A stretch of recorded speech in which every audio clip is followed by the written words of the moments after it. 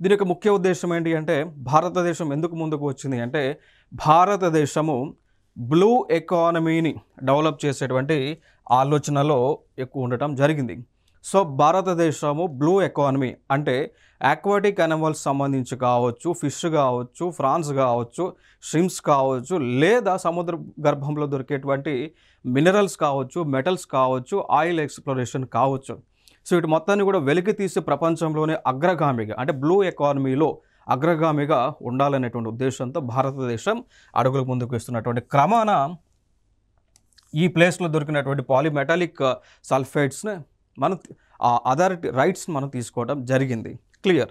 So మరి ఈ total area ఏదైతే ఉందో ఇది దాదాపు 3 లక్షల చదరపు కిలోమీటర్లు ఉంటుంది అండి.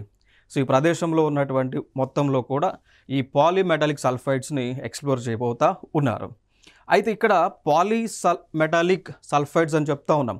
అంటే దీంట్లో ఏ ఏ మెటల్స్ ఉంటాయి అంటే జనరల్గా రాగి అంటాం, కాపర్ ఉంటుంది, జింక్ ఉంటుంది, బంగారం ఉంటుంది అండ్ వెండి ఉంటుందండి. ఓకే. సో కొంతమేర మనం చూసుకుంటే ఇనుము కూడా ఉండొచ్చు, ఇనుము కూడా ఈ ప్రదేశంలో ఉండొచ్చు అండి. క్లియర్. సో దాదాపు అంటే 5 లోహాలు, వాటిని మనం పంచలోహాలు అని అంటాం. సో పంచలోహాల మిశ్రమాలు ఇక్కడ దొరుకుతూ ఉన్నటువంటి ఉద్దేశంతో మనం ఎక్స్ప్లోరేషన్ చేస్తూ ఉన్నాం. క్లియర్.